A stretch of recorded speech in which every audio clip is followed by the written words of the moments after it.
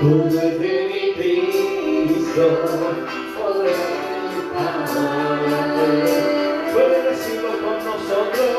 Todo es de mi Cristo, por Él para que lo dice, díselo.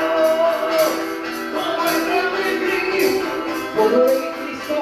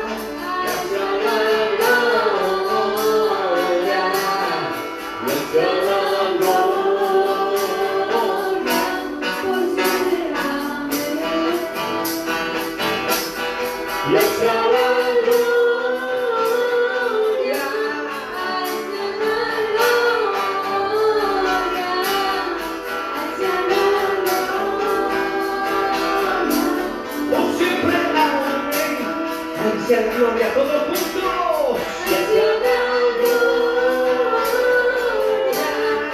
hacia la gloria, hacia la gloria, por siempre, amén. Hacia la gloria por siempre. Hacia la gloria, por siempre, amén. Y hacia la gloria, por siempre, amén.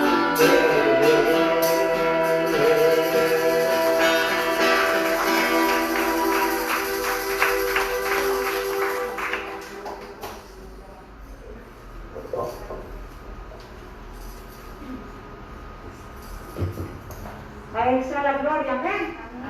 Por siempre, por los siglos de los siglos. Porque nuestro Dios merece toda la alabanza, amén. Pues vamos a estar pasando también una parte muy especial, que son las ofrendas. Nuestra hermana Sonia nos dirige en esta parte.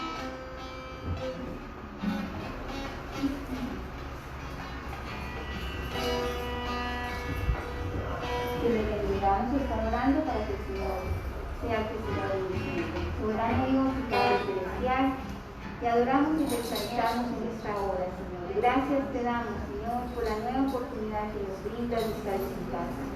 Gracias porque has sido tú el que proviste, Señor amado, el sustento para nuestros hogares, Señor.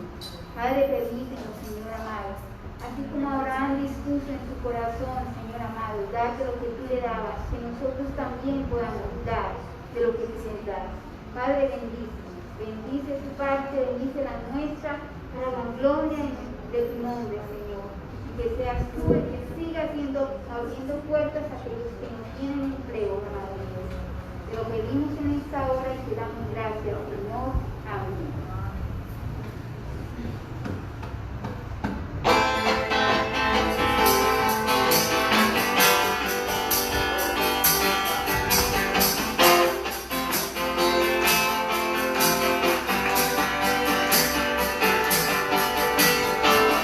Decidimos que orar por siempre, tu diestra está de poder. Decidiré a Jehová por siempre, tu diestra está de poder. Echó a la mar que nos perseguí y me picaba. Echó a la mar que nos perseguí y me picaba. Echó a la mar.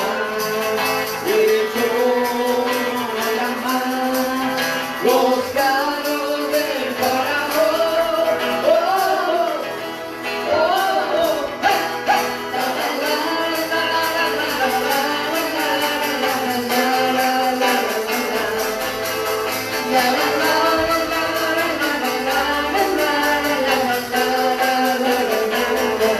mi pobre es Dios y yo le exalto, mi pobre es Dios y le exaltaré.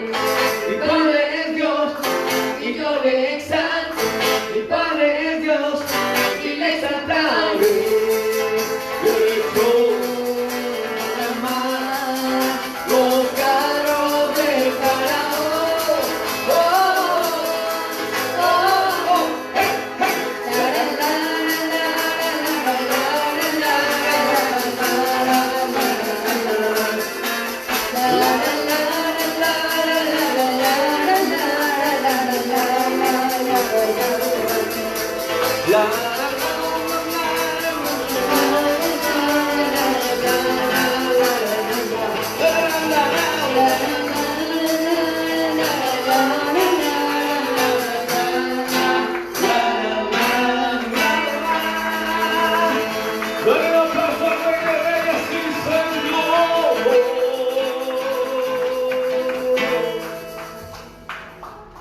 Gloria a Dios. Vamos entonces a estar muy dispuestos para la enseñanza de la palabra del Señor, que nosotros nuestro pastor. Dios les bendiga.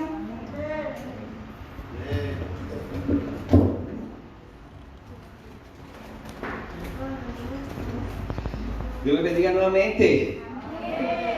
¿Cuántos estamos contentos? Bueno, de pronto algunos por ahí están afligidos, tristes. Y bueno, pero espero que no, espero que estemos en esta hora, en medio de las situaciones de la vida, en paz en el Señor. La Biblia dice: en el mundo tendréis aflicción, pero no tengan problemas, yo ya vencí al mundo. Entonces hay paz en Dios, a pesar de lo que sea, hay paz en Dios. Amén. Bueno, la semana pasada habíamos terminado el tema que veníamos trayendo y terminábamos en la carta. ¿Quién recuerda que estábamos viendo? Por Dios. Estábamos estudiando el libro de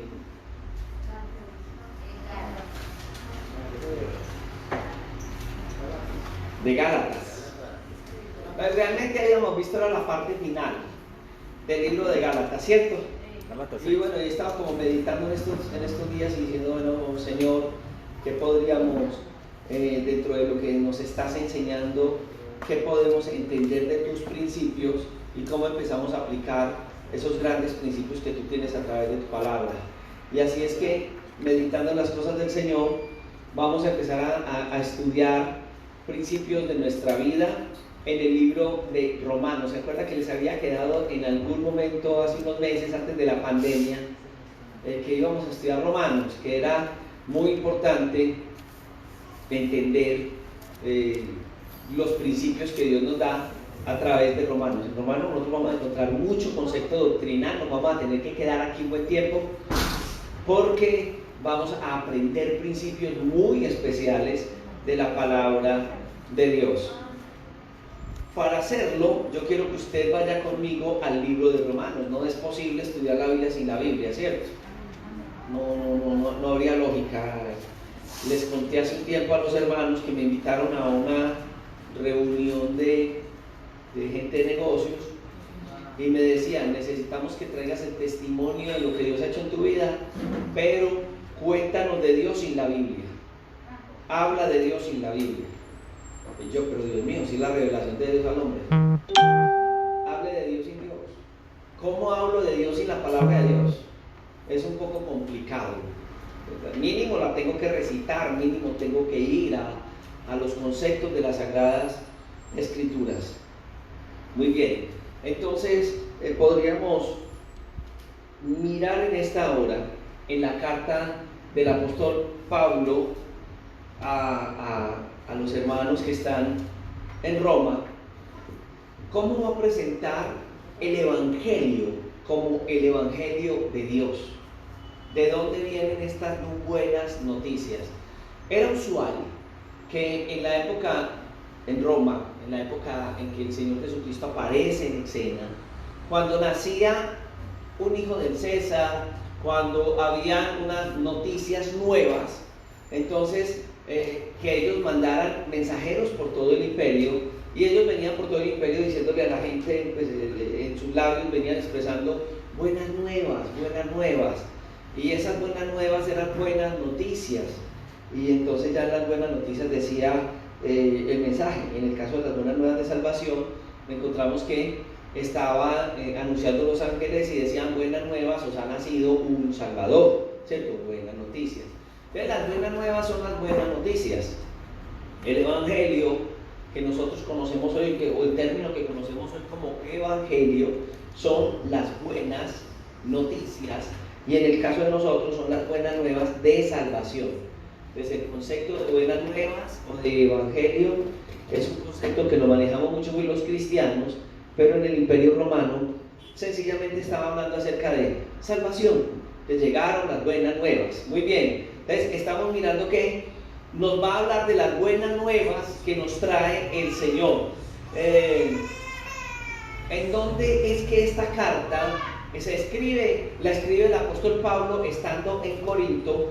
Y él estaba en Corinto y les escribe esta carta por allá en 2 Corintios capítulo 13 versículo 1, acerca una referencia, y Hechos 22 acerca de esta carta que fue escrita, ¿cierto? Entonces habla directamente de la palabra, del Evangelio de Dios, del mensaje del Evangelio de Dios. Se habla en la historia que en el año 386 había un hombre que estaba joven, estaba en el patio de atrás de la casa de un amigo, y él tenía un dolor muy grande porque él entendía que él había defraudado. Su vida era una vida que estaba en contra de los principios de Dios, o sea, él estaba rebelado contra Dios y eso le estaba matando porque él sentía un gran vacío en su vida frente a esto y no podía encontrar la forma de tener fuerzas para tener una decisión sobre su vida. Y mientras estaba sentado, él escucha a unos niños que estaban ahí cerca jugando y ellos estaban gritando una palabra que gritaban y decían: toma y lee, toma y lee. Él tenía un mensaje, él estaba pensando que Dios tal vez estaba utilizando a estos niños en este mensaje a través de esa palabra, y él coge algo que estaba tirado, un rollito que estaba tirado cerca de él, y cuando lo empieza a leer un pasaje que está en Romanos capítulo 13, verso 13, en la segunda parte, que dice: no en glotonerías y borracheras, no en lujurias y lascivias, no en contiendas y envidias, sino vestidos del Señor Jesucristo, y no proveáis para los deseos de la carne. En ese momento él no lee más. Fue un mensaje directo a través de la escritura de Dios para este hombre, y desde ese momento este hombre, que muchos de nosotros lo conocemos como Agustín o San Agustín, empieza a tener una fe viva en Dios, una confianza en el Señor, y empieza a abrirle su corazón al Señor desde aquel instante. Especial como Dios, a través de un pasaje tan sencillo pero tan claro, trastorna, si podemos decirlo así, la vida de un hombre como la de Agustín o San Agustín. Se habla que en agosto de 1513 un monje que en la práctica de la enseñanza de la escritura le tocó dar un mensaje, y entonces él abre el libro de los Salmos, y como estaba en un seminario, entonces empieza a hablar de este libro, de este pasaje del libro de los Salmos, y en el estudio él va y lo referencia en el Salmo 31:1, que dice: líbrame en tu justicia. Pero cuando él lee el pasaje, él no queda contento, y este pasaje lo dejó, como a usted y a mí a veces nos deja un pasaje de la escritura que nos trastorna, nos deja confundidos al leerlo. Y entonces él empezó a pensar cómo la justicia de Dios podría tratar con él de una manera diferente a condenarlo frente a la vida que él estaba viviendo. Él tenía muchas luchas en su corazón frente al pecado, como lo tenemos los seres humanos, y esto fue algo terrible porque él empieza a sentir un infierno en su vida frente a sentirse un gran pecador.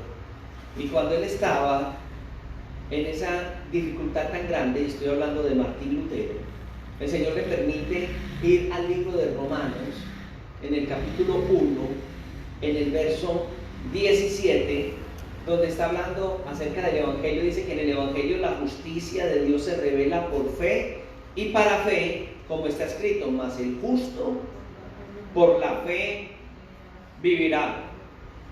No solamente el pasaje está en el libro de Romanos. Cuando estudiábamos Abacúa en la pandemia, en el capítulo 2, versículo 4, veíamos que Dios estaba hablando acerca de esa justicia de Dios, cómo se revelaba, y inmediatamente Lutero, que en ese momento era un monje, empieza a decir: noche y día he ponderado hasta he tomado la verdad de que la justicia de Dios es esa justicia que por medio de la gracia y pura misericordia Él nos justifica por fe. Por lo tanto, yo siento que he renacido y he pasado a través de las puertas abiertas al paraíso. Es algo especial porque él dice que ese pasaje se convierte en la vida de él como un portal de pasar del infierno, de la vida que tenía siendo un monje, pero con la carga de pecados, hasta el cielo. En ese momento nace Martín Lutero, y empezó una reformación en su corazón que termina afectando a miles de personas a través de la vida de él, dentro del proceso que usted y yo conocemos de la reforma protestante que se gesta desde la misma iglesia tradicional. Pasajes del libro de Romanos que nos muestran cómo Romanos ha de ser para nosotros una palabra que nos va a transformar, que nos va a trastocar y que va a permitir que de aquí en adelante nosotros, al ir estudiando y sumergiéndonos en el libro de Romanos, vamos a ir creciendo de una manera especial. No puedo quedarme solamente con estos dos testimonios, porque tendría que ir a un momento en la historia, en mayo de 1738, un hombre que es misionero, que en ese momento es misionero, pero que en ese momento se sentía un fracaso. Y en medio de su lucha, pues logra hacer un pasaje, un estudio bíblico, y él empieza a estudiar en las Sagradas Escrituras y empieza a estudiar en Romanos, y Dios empieza a transformar su vida y a mostrarle que la transformación que él podría tener era a través de un encuentro verdadero con él en su corazón. Este hombre termina diciendo: yo sentí que mi corazón ardía de manera extraña, sentí que confié en Cristo y solo en Cristo para mi salvación, y una seguridad me dio de que Él había llevado mis pecados lejos de los míos. Y no estamos hablando de nadie más extraño, más lejano que el conocido John o Juan Wesley, que fue uno de los hombres que Dios utiliza en toda Europa después de esa transformación que Dios hace en su corazón. Hombres trastocados por Dios o transformados por Dios, que también tuvieron un momento donde la palabra de Dios a través del libro de Romanos llegó a sus vidas y que fueron testimonios para el mundo. Hombres que fueron transformados por la Escritura, pero Dios comenzó con ellos a partir del libro de Romanos. Algunos dicen Romanos es la mejor parte del Nuevo Testamento, porque Romanos me va a presentar el Evangelio como es, un Evangelio perfecto. Es algo absoluto de la Escritura, en lo perfecto que es presentado el Evangelio en el libro de Romanos. Philip Melanchthon llama a Romanos y dice que es el compendio de la doctrina cristiana. Es más, hemos oído hablar también de Juan Calvino, ¿no? Y Juan Calvino dice acerca del libro de Romanos: cuando cualquiera entiende la epístola de los romanos, ella tiene un pasaje abierto delante de él al entendimiento no solamente del libro, sino de todas las Sagradas Escrituras. Uno de los poetas ingleses y crítico literario, que es Samuel Coleridge, él dice que Romanos es la obra más profunda que existe.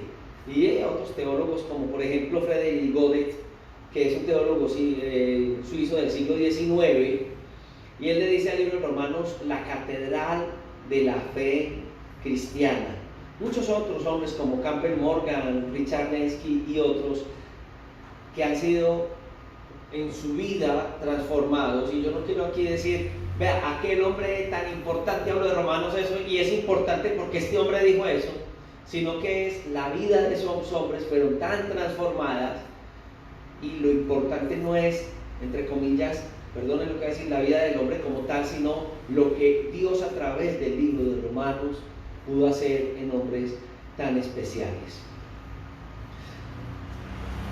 Cuando uno va a la Escritura, en el contexto general, puede apreciar lo que el Señor habla a través de ellas. Por ejemplo, el apóstol Pedro, hablando acerca de la forma como Dios utiliza al apóstol Pablo a través de las cartas, ¿cierto?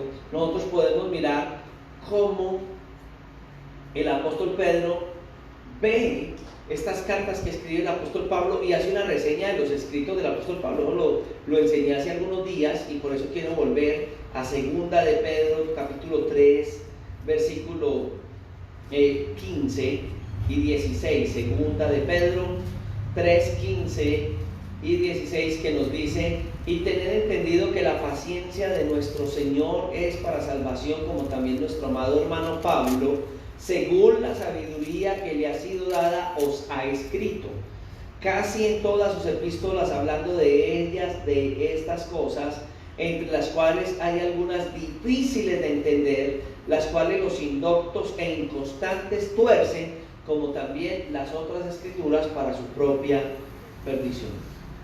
En el libro de Romanos, cuando lo estudiamos haciendo una correcta interpretación, algunos le decimos una correcta exégesis del libro de Romanos, nosotros vamos a entender, del libro de Romanos, a entender cómo Dios es tan especial y cómo al hacerlo correctamente, esta carta va a ser para nosotros de mucha bendición.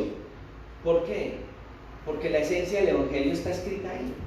Entonces es algo que va a transformar vidas, y espero que a través de este estudio que vamos a tener todos los jueves, dejemos que la palabra del Señor corra a través de nuestras vidas, y que el Espíritu Santo, así como guió al apóstol Pablo para hablarnos principios de vida, pueda también darnos con esos principios de vida que encontramos en Romanos, cosas tan especiales para nuestras vidas, que sean trastocadas, y nuestras vidas de aquí en adelante, como lo fue para estos hombres de Dios, no sea la misma.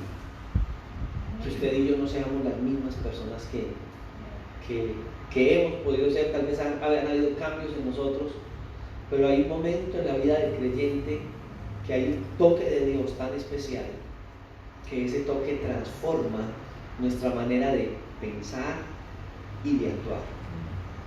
Entonces quiero entrar a Romanos capítulo 1, porque apenas estamos como en la introducción de lo que es esta carta a los romanos.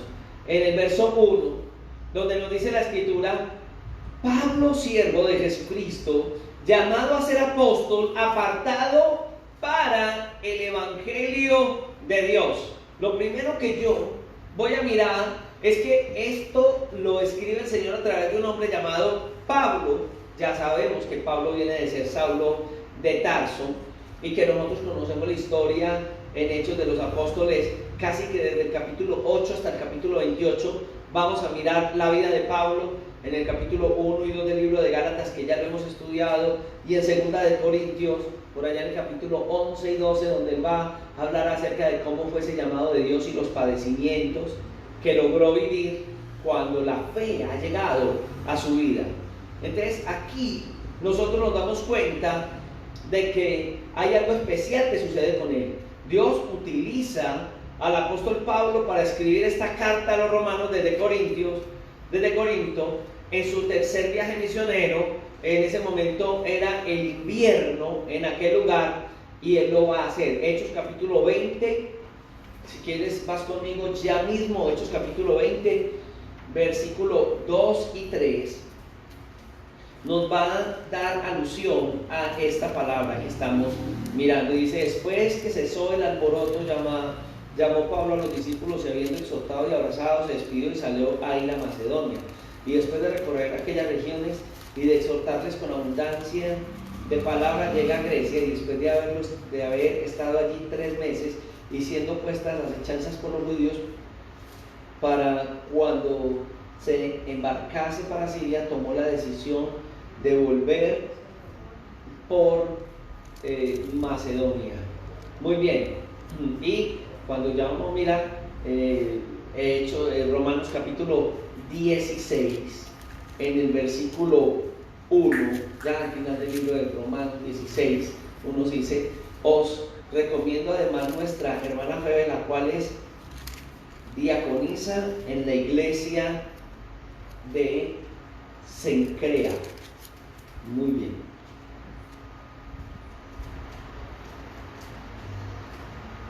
Lo tenemos ahí. Y el verso 23 que dice: os saluda Gayo, hospedador mío, de toda la iglesia que os saluda, Erasto, tesorero de la ciudad, y el hermano cuarto. Muy bien, entonces estos textos nos van colocando al apóstol en aquel lugar más o menos entre el año 53 y el año 58. Entonces él les escribe después de haber llevado ya casi 20 años de estar predicando el evangelio, y lo que hace en ese camino a Jerusalén, estando ahí en Corinto, y que está durante, ahí nos dice el texto bíblico, 3 meses, donde no tenía otros asuntos urgentes que atender, pero que estaba pensando en los hermanos que están en la iglesia de Roma. Romanos entonces es algo especial, porque nosotros vamos a aprender lo que Dios a través de estos 3 meses guía al apóstol para hablarle a los hermanos que están allá.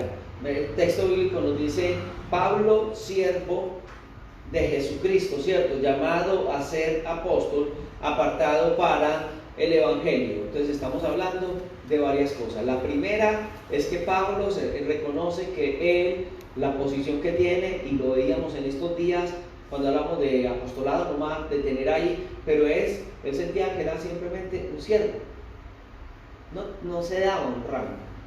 Y la otra posición que él coloca es la posición de apóstol, o sea, un siervo que ha sido enviado. El propósito es cumplir un propósito, cumplir una misión de parte de Dios, para no redundar. Si usted mira dentro de la Sagrada Escritura, y si nosotros fuéramos a mirar en las Sagradas Escrituras, hay 2 conceptos de apóstol. Está el concepto apostolos y apostelos.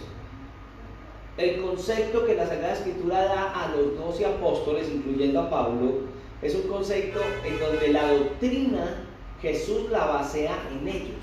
Por eso cuando la Escritura dice que fundamentemos nuestra vida en la doctrina de los apóstoles, no es de los enviados como misioneros, caso de Bernabé y otros, sino que está hablando de los 12 en los que Cristo se vació en Pablo, una revelación directa de Dios, y donde él también puede vaciarse, el Señor, a través de él, y él puede escribir todos estos libros en el Nuevo Testamento. Entonces es alguien llamado por Dios, donde hay una misión que tiene que dar, pero la misión que va a dar es de enseñar unos principios para la iglesia, que si esos principios los aplicamos bien aplicados, bien llevados, los llevamos bien a nuestras vidas, hay algo que va a suceder en nosotros, que esa palabra viva que recibimos a través de ellos es especial. Entonces por eso está colocando esa palabra en esta parte. Él utiliza siervo de Jesucristo. Recuerde que el término siervo de Jesucristo viene de la palabra griega doulos, que es una completa y absoluta devoción.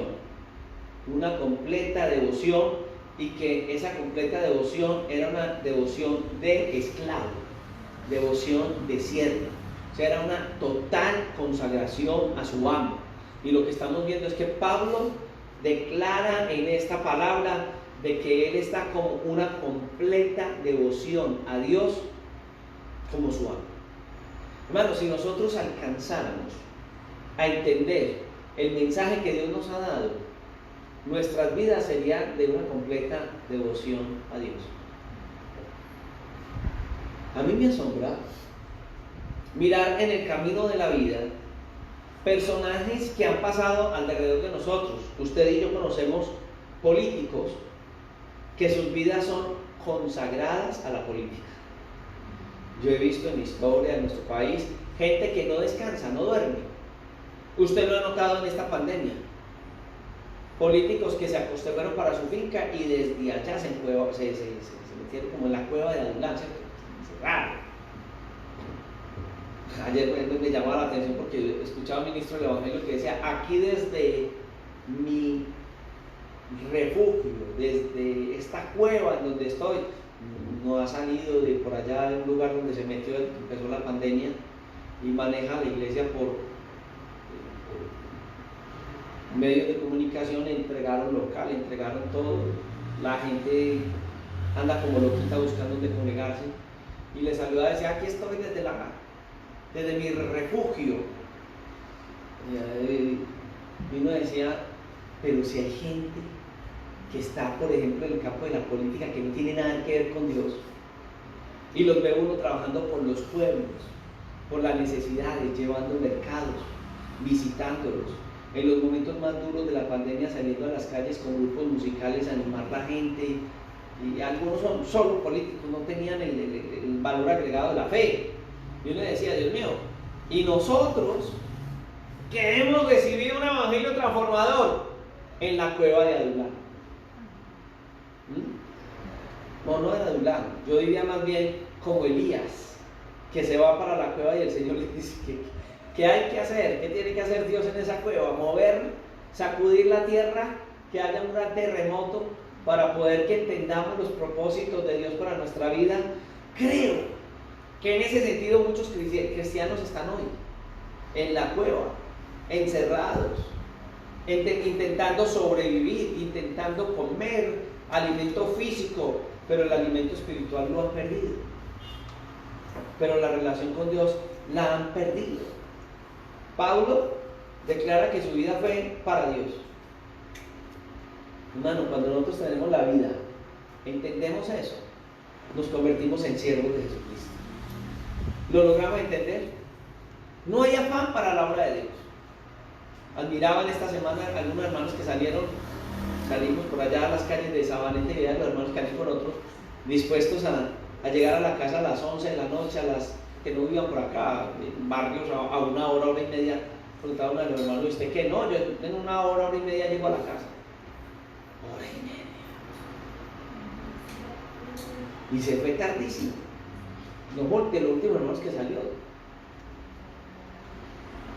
¿Será que esta persona sí ha llegado a ese entendimiento? Ojalá y sea por eso. Y yo lo decía, Dios mío, es que es entender que el tiempo que tenemos en esta tierra es corto. Amén. Amén. No faltan las críticas, no falta el que le diga, pastor, no se vaya mucho para la calle, aquí es que hay mucho coronavirus. Sí, allá está. Pero si somos siervos, si llegamos a entenderlo, porque esto no lo puede vivir sino el que lo siente. Yo no te puedo decir, tienes que hacerlo, hazlo de esa manera, si no lo has entendido, si no lo vives de esa manera, si no hay pasión, si al hablarlo no nos apasionamos, sería una locura invitarte a esto. Esto es para los que sienten que esto es parte de nuestra vida y que a pesar de la salud, a pesar de las situaciones, a pesar de cómo nos sentimos, hermano, no crean, no siempre los seres humanos estamos con la mejor intención de hacerlo. A veces nos duelen los pies, nos duele la cabeza, nos duele una cosa, la otra, pero es tanta la pasión por las almas que lo hacemos. Y quién más que Pablo, conociendo la vida de él, ahora se alusó en Corintios 11 y 12, un hombre que pasó por tantas veces latigado, tantas veces que fue apedreado, tantas veces que los naufragos que vivió, tantas cosas. Entonces uno dice, Dios mío, sí, hay una posición que estamos viendo acá de siervo de Jesucristo. Es uno de los títulos más altos que alguien puede tener, porque no es de grandeza humana, es de la grandeza de Dios en un humano humilde. Y es que ese humano sienta la posición de lo que verdaderamente somos para Dios. Muy bien, él dice, y lo hemos, estos días hemos hablado mucho de Pablo, ¿no? Y como estamos en las cartas de Pablo, porque él dice, apartado para el Evangelio de Dios. Pablo fue escogido para ser testigo, ya hablamos de mártires, para llevar un mensaje donde el Señor dice que le va a enseñar cuánto es necesario padecer por él. Y Pablo se autodenomina apartado para el Evangelio de Dios. Porque aquí hay una idea de lo que es un apóstol, que es un mensajero, un embajador, una persona especial que va a llevar un mensaje que trasciende, y el mensaje que trasciende es el Evangelio, las buenas nuevas de Dios para el mundo. Entonces, apartado para llevar al mundo las buenas nuevas de Dios en un sentido muy especial, porque él dice, estoy perteneciendo al reino de los cielos. Hay una identidad con el reino de los cielos que me obliga a llevar un mensaje, no el mensaje de Pablo, no que la gente vea al Pablo, no es que la gente vea al Pablo, es que la gente vea el mensaje que está llevando. Lo importante no es el mensajero. Qué triste, algunos de nosotros a veces pasamos a ser los importantes. El mensajero es el importante porque somos el representante de Dios en la tierra. La gente tiene que venir a nosotros para nosotros decir qué debe o no debe hacer la gente, porque somos los oráculos de Dios. No. Pablo presenta el mensaje como el que tiene el poder, y a medida que veamos Romanos nos vamos a dar cuenta que es el mensaje de Dios. En Romanos, la palabra de Dios, en el libro de Romanos, en donde se nos muestra que es ella la importante dentro del mensaje del Evangelio. Pablo en Romanos sencillamente es el mensajero. Entonces, apartado de Dios. Muy bien. Él no dice como un gran fariseo, como una persona que se preparó muy bien en lo humano, sí, tenía una preparación. Dios lo había separado. De hecho, había tenido una formación que dentro de la predicación del Evangelio tuvo la capacidad de entender el mensaje del Evangelio en base a esto. Pero él no estaba preparado para un mensaje en donde él era el que se presentara, un mensaje de secta, un mensaje sectario, sino un Evangelio de Dios. Al claro, lo logra definir de esa manera. Uno de los teólogos que conocemos nosotros, y él logra ver que no era Pablo. Él al analizar todo este contexto del libro de Romanos, él dice, Dios mío, es que Pablo ahí no pasa a hacer nada, ni nadie. Es el mensaje como tal el que tiene el sentido, y Pablo lo está dando muy bien. Entonces, el concepto de Pablo como fariseo era tremendo. ¿Usted sabe qué significa fariseo? Separado. Pablo no sabía. Él quiso ser fariseo, pero cuando se da cuenta de lo que es el Evangelio, Pablo pasa a ser separado para Dios. No se hace ver como un fariseo, pero ha sido en este caso separado para Dios, con un propósito directo de Dios. Separado para el Evangelio de Dios. ¡Ah! ¡Qué diferencia! Para presentar al Mesías que viene acompañado del Evangelio. Hablemos de ese Evangelio de Dios, ¿cierto? Eso. Nosotros vemos que en el Nuevo Testamento inicia con 4 evangelios, 4 anuncios de las buenas nuevas de salvación a través de Jesús como el Mesías prometido, como el que Dios había colocado, y Pablo es apartado para narrar la vida, obra y milagros de nuestro Señor Jesucristo de una manera muy clara. ¿Por qué? Porque nos está hablando de todo lo que el Evangelio nos quiere dar en cuanto a vida, a retos, y el enfoque directo del Evangelio, porque Jesús vino a guiarnos al Padre. Yo soy el camino, la verdad y la vida. Nadie va al Padre sino por mí. Entonces estamos viendo cómo, y nos lo muestra en esta carta el Señor, cómo esta carta nos va a llevar hacia nuestro Dios. Porque esta carta va a tratar del Evangelio, y el Evangelio nos va a hablar directamente de lo que es Dios, el amor de Dios, el reflejo de Dios. ¿Cómo es la relación nuestra con Dios? Hoy debería ser nuestra preocupación entender el Evangelio de Dios. La Biblia dice, Él nos va a decir que el Evangelio se va a revelar por fin para fe. Y va a empezar a hablarnos acerca de conceptos como justicia, como justificación,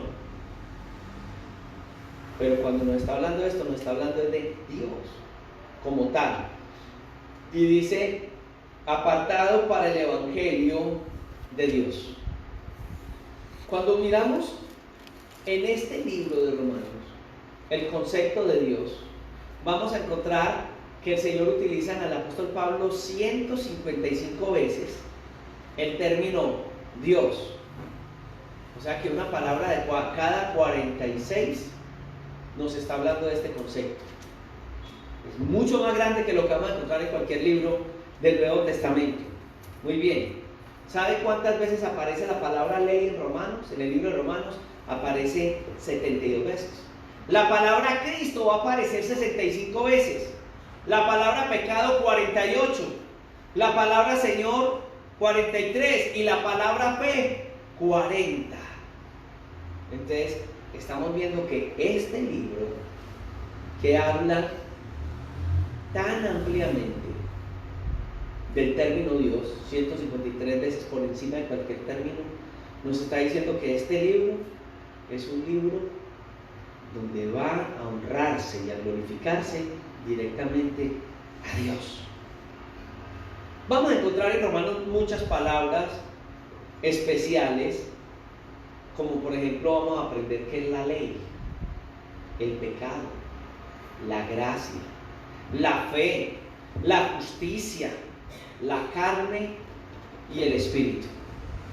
Por eso para nosotros Romanos se ha de convertir en un manual muy especial en nuestro crecimiento en la fe. No me quiero detener ahí, porque quiero entrar al del verso 2 al 6 de este capítulo 1, donde nos dice, apartado por el Evangelio de Dios, que Él había prometido antes por medio de los profetas de las Sagradas Escrituras. No está hablando de Él como apartado por el Evangelio de Dios, sino que está hablando que el Evangelio de Dios fue prometido por los profetas. ¿Acerca de quién? De su Hijo, nuestro Señor Jesucristo, que era del linaje de David según la carne, que fue declarado Hijo de Dios con poder según el Espíritu de santidad por la resurrección de entre los muertos, y por quien recibimos la gracia y el apostolado para la obediencia a la fe en todas las naciones por amor de su nombre, entre las cuales estáis también vosotros, llamados a ser de Jesucristo. Aquí hay varios puntos que hay que tener en cuenta, ¿cierto? Él está diciendo que este evangelio había sido prometido a través de los profetas. Estas buenas nuevas no llegaron porque sí, no era algo nuevo, era algo que Dios ya lo había colocado, que Dios ya lo había propuesto, que Dios desde el Antiguo Testamento venía hablando acerca de ese mensaje que Él tenía para la humanidad dentro de un gran plan, que es el plan de Dios, ¿cierto?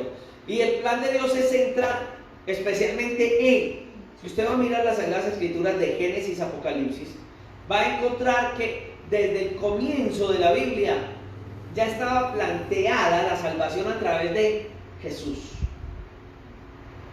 Dice la Escritura desde Génesis 1, en el principio, Dios. ¿Qué hace Dios? Crea. Pero en el principio, Dios. ¿Qué hace Dios? Planea. En el principio, Dios plantea. En el principio, Dios. Hay un plan de Dios. Normalmente, los seres humanos deberíamos tener un concepto claro en Dios. Dios todo lo planea. Qué triste es ver que la mayoría de cristianos no planeamos. Por ejemplo, ¿qué planes tiene usted para este resto de año? ¿Cómo está trabajando para este resto de año? ¿Usted tiene metas? ¿Cómo las va a lograr? ¿Qué estrategia está desarrollando? La Biblia, desde Génesis, nos habla de un plan de Dios, de un Dios que es todopoderoso, ¿cierto? Elohim es el primer término, en el principio Elohim, y nos está hablando de un Dios que tiene principios. Por allá en Génesis 15, usted y yo 3:15 vamos a mirar que dice que en la promesa que Dios está dando de redención a través de una redención, porque dice hablándole a la serpiente, que la serpiente herirá a la mujer en el calcañal, pero que Dios heriría a la serpiente en la cabeza, o sea, que de la simiente de la mujer Dios levantaría a alguien que vencería a la serpiente que representa a Satanás y el pecado. Desde Génesis capítulo 3, 4000 años antes, que de ahí hasta Abraham son 2000 años, de Abraham hasta Cristo 2000 años, ya Dios tenía un plan. 4000 años en mucho tiempo. Desde la conquista que andábamos nosotros en Taparrabos, él es la referencia que yo siempre saco. Acá son 500 años. Y está hablando de 4000 años. Y Dios ya tenía un plan trazado a través de la persona de Jesús. ¿Qué tan importante el plan? Un plan de salvación para no un pueblo como Israel. Un plan de salvación para toda la humanidad. Que comenzó con el plan de Dios para el pueblo de Israel, y por eso la Sagrada Escritura dice que Jesús del linaje de David según la carne.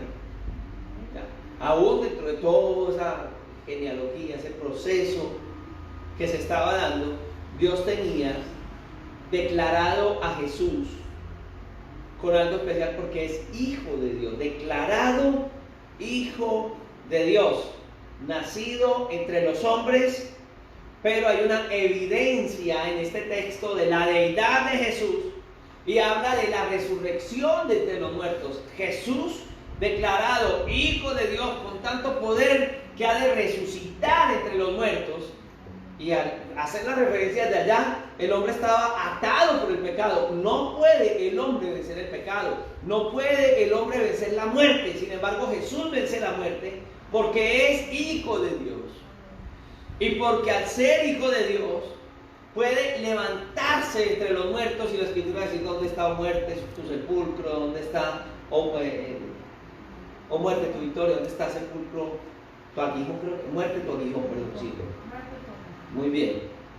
Entonces aquí estamos viendo el poder divino actuando a través de nuestro Señor Jesucristo, que nadie más, usted y yo no lo vamos a notar en nadie más.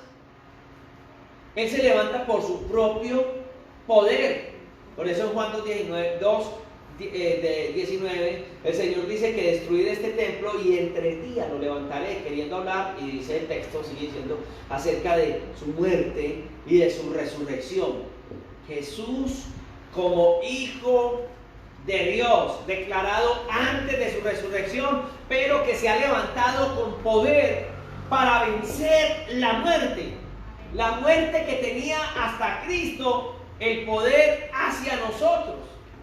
Cuando empezamos a mirar esta declaración y a entenderlo, nos vamos a dar cuenta que Satanás hoy no tiene, al entender la obra que Cristo hizo en la cruz del Calvario, autoridad sobre nuestras vidas. Amén. Que hay una autoridad de ser libres en nosotros para vencer el pecado.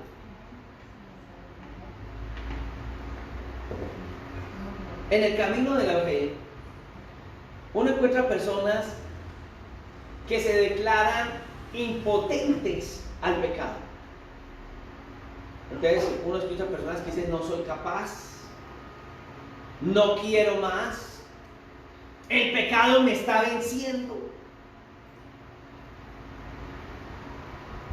En su ignorancia de lo que Dios ha hecho. Entonces dice: ¿para qué vivir? ¿Para qué trabajar? Yo no voy a, si yo trabajo, mañana volveré al pecado. Me quiero encerrar. Yo quiero mejor quedarme en la iglesia, no salir, porque es que cuando yo salgo de puertas para afuera del pecado, me espera en la puerta y me derriba. Yo quisiera, como dijo el apóstol Pedro, ¿no? Algunos dicen: ay, pastor, es que en los cultos la vida cristiana es una hermosura. Porque en los cultos uno siente que es la gloria de Dios. Entonces estamos en los cultos y quisiéramos aquí construir como aquellos hombres en la transfiguración, ¿cierto? Ay, hagamos aquí varias enramaditas y nos quedamos aquí, hacemos un azúcar como lo hacían los judíos en la época de los tabernáculos, y y encerrémonos y con Dios y no vamos a la calle, porque es que de aquí en adelante me espera el infierno de mi hogar, el infierno del mundo, el infierno de un vicio. Podría alguien expresarlo así, pero déjeme decirle algo bien especial. Cuando entendemos esta palabra de esta manera, como la palabra está siendo planteada en Romanos, nos damos cuenta que hay libertad, que somos libres, que el pecado no tiene autoridad en nosotros, no tiene poder en nosotros, que Él nos ha dado por la resurrección de Cristo entre los muertos algo tan especial, que es que ese poder para destruir el poder de las tinieblas no solo se quedó en Cristo, sino que nosotros hoy lo tenemos para tener una vida de victoria. Entonces no necesitamos hacer aquí las 3 enramadas, porque vivimos debajo de esas gloria de Dios. No tiene autoridad el adversario en nuestras vidas. Y dice que Él fue declarado por Dios. Y es algo que nos impacta de una manera muy grande, porque dice, fue declarado Hijo de Dios. La palabra declarada es orizo, que es como ligar, da la idea de ligar, definir, determinar o limitar. Y de ahí viene la palabra que nosotros conocemos en español, que es horizonte, que es una línea que determina una parte lejana que nosotros podemos divisar en la tierra o en los cielos y puede darnos como una referencia. Entonces nosotros hoy tenemos en Cristo una visión completa de todo el horizonte que Dios tiene para nosotros, que nos va a quitar a nosotros todo lugar de duda. Ahora, está diciendo que es declarado Hijo de Dios, nuestro Señor Jesucristo. Y hay algo que tenemos que entender, y es lo que el Señor le muestra al apóstol Pablo, y él ve a Jesús como Señor. El Kyrios. El Kyrios no es cualquier Señor. Dios es el Señor. Dios es el centro de la deidad que es digna de ser adorada. Yo no sé si usted se da cuenta qué sucede cuando uno adora a Dios. Usted no se da cuenta que uno viene, ¿y qué es lo que uno hace? Adorar a Dios. Usted le dice, Señor, grande eres, santo eres, pero usted lo adora y sucede algo en usted. Esa santidad de Dios lo llena a usted. Ese poder de Dios lo llena a usted. Usted no está diciendo yo. Usted no está viniendo a recibir poder de Dios. Usted está viniendo a honrarlo a Él. Pero cuando tú y yo le adoramos y lo honramos, la gloria de Dios se derrama en nosotros. Entre más le adoras, más te identificas con Él. Entre más le adoras, más fuerza tienes en Dios. Entre más le adoras, más visualizas, si podemos decir en ese término, las cosas que Dios tiene. Más cerca a Él estás, y ese horizonte espiritual es mejor. Por allá hay uno de los alcohólicos de Sabana que dice más mejor, y es más mejor, si lo queremos decir así, mucho más grande para nosotros. En nosotros tenemos que entender que cuando está hablándolo de esa manera, en esa divinidad de Jesús, nos está llevando Romanos, pues el Señor a través de Romanos, a mirar algo en Dios que no hemos visto normalmente. Entonces el apóstol dice, imagínense, de Él recibimos la gracia. Cuando lo concebimos de esa manera, estamos recibiendo la gracia de Dios. Estamos recibiendo eso que Dios tiene para nosotros, que de otra manera no lo conseguimos. Esa santidad que es de Él, impartida hacia nosotros por gracia. Esa misericordia de Dios por gracia. Entonces Él dice, y el apostolado, o sea, el llamado a servir, para la obediencia a la fe, que es algo especial, un evangelio que impacta las vidas a nivel individual, que no es teoría, que no es filosofía, que son las buenas nuevas que transforman y que cambian vidas. Por eso el evangelio le da a Pablo y a la iglesia la gracia y el apostolado. Lo tenemos nosotros, el llamado a ser mensajeros y a llevar este regalo que Dios ha dado a toda persona a través de lo que en nosotros ha de operar como la obediencia de la fe. Algo especial. Si usted y yo no tenemos la gracia y el favor de Dios, no podemos llegar a ningún lado. Si el apóstol no recibe y no lleva esa vida a la obediencia, a la fe, no alcanza la gracia para ser un buen apóstol de Jesucristo. Si usted y yo no lo alcanzamos, no podríamos disfrutar de esa parte tan especial. Por eso cuando yo escucho a una persona que es débil frente a la fe, débil frente al pecado, y dice yo no quiero volver al mundo, mejor me quedo aquí sirviéndole a Dios. Sirviéndole a cuál Dios si usted no tiene Dios. No entiende qué es la fe. No hay poder, no hay autoridad ni gracia. La gracia me tiene que impactar en un mundo pecador para poder llevar el evangelio a un mundo pecador. Porque el evangelio tiene que ser tan grande, debe exceder tantas cosas, debe ser tan excelente para el mundo, que ha de impactar todo lo que se mueve. Cuando el evangelio en nuestras vidas alcanza esa trayectoria, nuestras vidas impactan cualquier vida que se atraviese por el camino. Por eso el evangelio en Roma, es que no estamos hablando de cualquier lugar. ¿Usted cree que era fácil vivir el evangelio en Roma? En Roma, que era la cuna, porque allá no eran monoteístas, un solo Dios, era la cuna del politeísmo. Desde la influencia de los griegos, ellos creían en los dioses. Los griegos en el Olimpo creo que eran los griegos, ¿cierto? Y los romanos también tenían a sus propios dioses o césares, que también eran los césares. Un lugar donde el evangelio tiene que tener todo el poder para transformar vidas. Yo miro la sociedad moderna.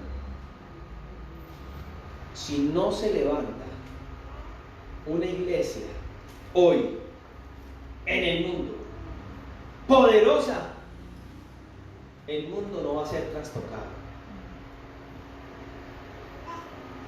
Cada día está peor, como en los días de Sodoma y Gomorra. El que tenga oídos para oír, que oiga. Como en los días de Sodoma. Y ese evangelio que muchos cristianos llevan, discúlpenme un término que manejábamos en el centro de rehabilitación, que era un evangelio pobre, re pobre, contra pobre, llevado, contra, mejor dicho, y le decíamos un evangelio de agua de panela. Que aunque el agua panela es lo mejor que hay para estar levantado a tantos, pero decíamos, pobre, un evangelio de, porque no es solo agua panela, eso hay que echarle leche, eso hay que echarle carne, ¿cómo es que llama? Carne son, hay que echarle lácteos, hay que echarle, la carne que es eso, proteína, hay que echarle tal. Solo con agua panela el niño quedaba barrigón y con el pelito delgadito.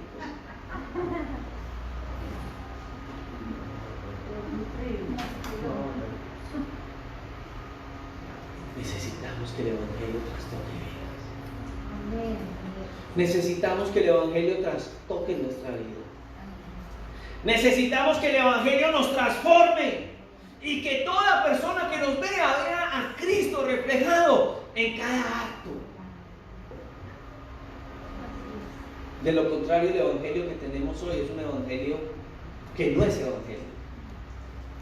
Es un falso evangelio.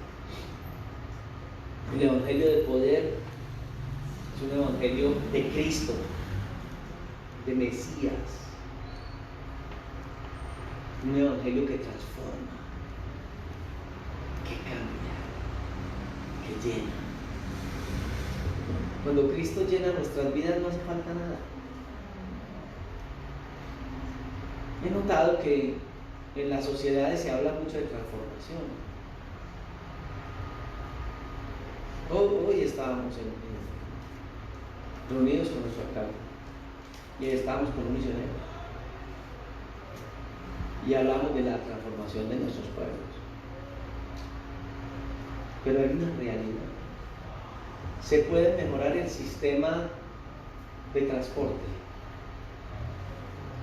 se puede mejorar la calidad de vida de las personas.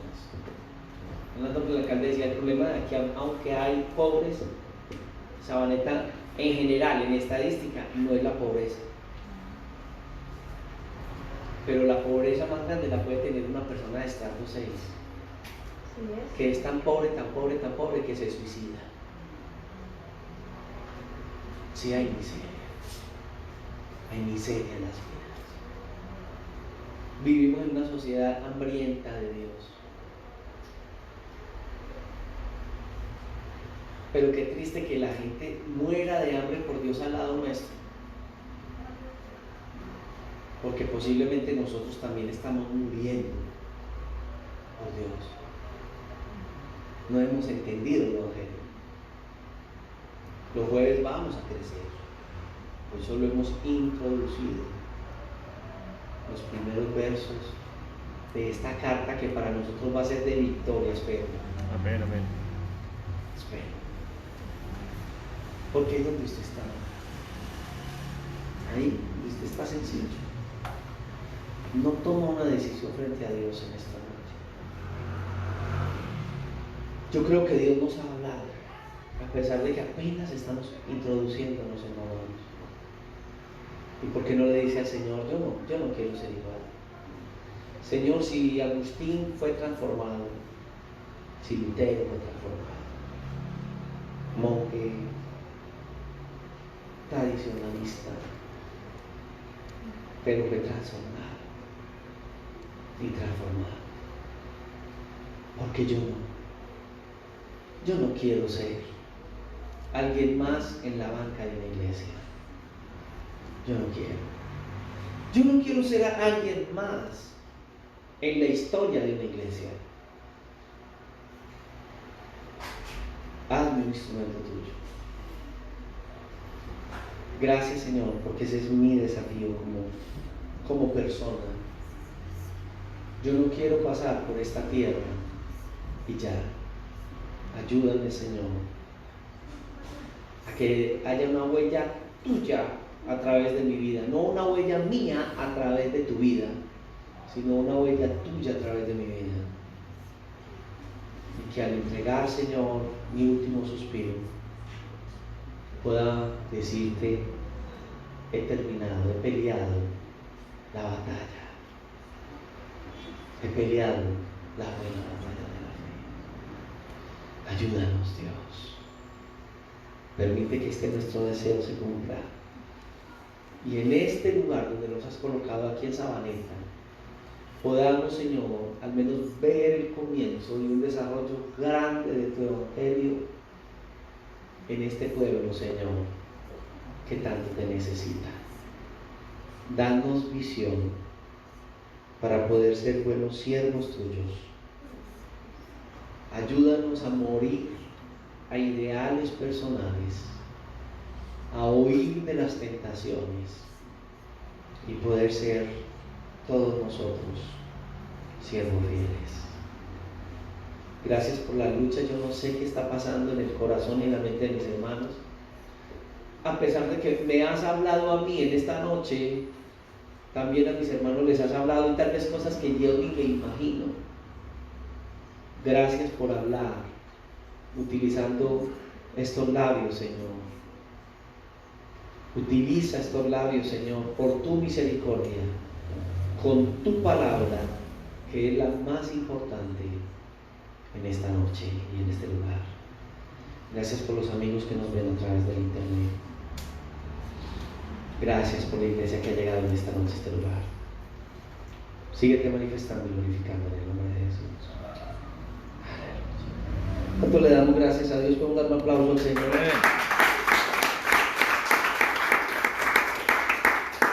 Bueno, los jueves aquí estaremos con Romanos, amén.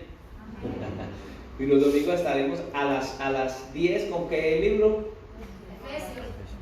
Y a las 2 Colosenses. Dios les bendiga, mis amados hermanos.